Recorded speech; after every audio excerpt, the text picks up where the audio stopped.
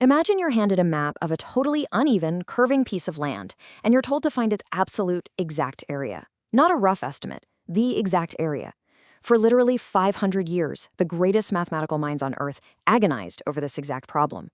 They were stuck doing it the incredibly hard way, slicing the area into tiny little rectangles and adding them all up in this exhausting, tedious process just to get a decent guess. It was a massive mathematical roadblock. But then, everything changed.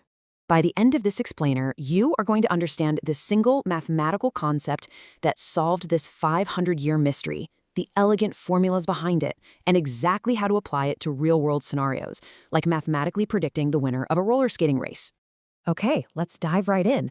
The solution to measuring the impossible is the Fundamental Theorem of Calculus. Discovered independently by Sir Isaac Newton and Gottfried Wilhelm Leibniz in the late 1600s, this theorem establishes a direct, absolutely undeniable relationship between differentiation and integration. It's the ultimate hack. It lets us evaluate exact areas under a curve without ever needing to rely on those incredibly cumbersome Riemann sums again. And because of this exact mathematical breakthrough, scientists today can do things like map planetary orbits in space or precisely calculate total business profits. Section 1. Finding the average value. To really grasp this, we need to build up our conceptual foundation first. Think of me as your teacher, and before we jump into the heavy, dense calculus notation, let's use a simple tool. Imagine trying to find the average height of a curved hill. Now, if a hill is perfectly flat, the height is just a single number. Super easy, right? But a curved hill is constantly changing altitude. So how do you find the average height when the height itself is always shifting? In math terms, we're essentially looking for the average value of a continuous function over a specific interval. Now, you might be asking yourself, wait, how do we find the exact middle of a shifting curve? It's a great question. And the answer brings us to a foundational rule that actually makes our main theorem possible. Enter the mean value theorem for integrals. This theorem guarantees that if a function is continuous on a closed interval, it absolutely must take on its exact average value at some specific point within that interval. We find this average by taking the total area under the curve, the integral, and multiplying it by 1 over the length of the interval. Mathematically speaking, it's just the area divided by the width, which gives us that perfect average height. And that logic right there, that lays the complete groundwork for our core lesson today. Section 2, Part 1, The Missing Link. So now that we have our foundation, let's look at how Sir Isaac Newton actually connected the dots here. You've got to think of differentiation and integration as opposing forces. This beautifully illustrates the heart of the matter, the inverse relationship of the math. Differentiation is breaking a function down to find its rate of change, basically how fast that hill is sloping at any given point. Integration, on the other hand, is building it up to find the total accumulated area under it. Part 1 of the theorem establishes that if you define a new function as an integral from a fixed point to a variable point, the derivative of that new function is literally just your original function.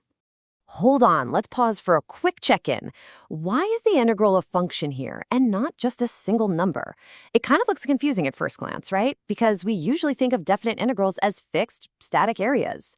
But here, the upper limit of the integral is a variable, x. So for any particular value you plug in for that variable x, the definite integral simply returns a number.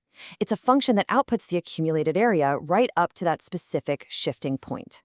So the absolutely crucial takeaway is this. Every single integrable function is guaranteed to have an antiderivative. This exact ironclad guarantee is why it's called the Fundamental Theorem of Calculus. It bridges the gap between the derivative and the integral flawlessly. Section 3, Part 2, Evaluation Theorem. Okay, so we understand the basic theory. Now let's step through the incredibly practical, everyday shortcut that scientists actually use. Imagine I'm writing this out step by step on a whiteboard for you. To find the exact area of an entire curved region, you just follow these 4 steps. First, find the antiderivative of your function, which we'll call capital F. Second, evaluate that antiderivative at the upper limit of your interval, point B. Third, evaluate it at the lower limit, point A. And finally, just subtract the lower value from the upper value, capital F of B minus capital F of A. That one simple subtraction calculates the entire complex area. Now, a really common student confusion pops up right about here. Wait, this is super important. Why didn't we include the plus C, the constant of integration, in this formula? Well, the reason is beautifully logical. According to the theorem, any antiderivative works for a definite integral. So if we included a plus c at the upper limit, we would just be subtracting that exact same plus c at the lower limit. The constant term perfectly cancels itself out every single time, so we just save ourselves the headache and leave it out completely. Section 4. Calculus in real life. Let's make this totally concrete and fulfill that learning promise I made at the start of the explainer. We have a roller skating race between James and Kathy along a straight track. Whoever goes the furthest in exactly 5 seconds wins. James skates at a velocity of 5 plus 2t feet per second. Kathy skates at a velocity of 10 plus the cosine of pi over 2 times t feet per second. So, who wins? Well, we don't guess. We integrate both velocity functions from time 0 to time 5. For James, evaluating his antiderivative from 0 to 5 gives us exactly 50 feet. For Kathy, her antiderivative involves a sine function. When we calculate her integral, f of 5 minus f of 0, she travels approximately 50.6 feet. So, integrating Kathy's cosine velocity function mathematically proves she wins the race by just 0.6 feet. Let's look at another amazing real-world application. 176. That is the exact number of feet per second a skydiver reaches at terminal velocity when falling in a belly-down position. If a skydiver jumps from 12,500 feet, her downward velocity function tells a really complex story of acceleration. But by applying calculus and integrating her velocity over time, we can determine exactly how far she has fallen at any given second before pulling her ripcord. Calculus isn't just a bunch of abstract numbers on a page. It is literally the fundamental math of motion. Section 5. Summary and final thoughts. We've covered a lot of ground today, so let's quickly cement these foundational concepts. First, differentiation and integration are inverse operations, literally two sides of the same mathematical coin. Second, part 1 of the fundamental theorem proves that any integrable function is absolutely guaranteed to have an antiderivative. Third, part 2 provides our ultimate evaluation shortcut, allowing us to evaluate exact areas by simply subtracting f of a from f of b. And finally, this elegant theorem entirely replaces the need for those tedious approximation-based Riemann sums that held mathematicians back for centuries. Think about the sheer power of what you've just learned.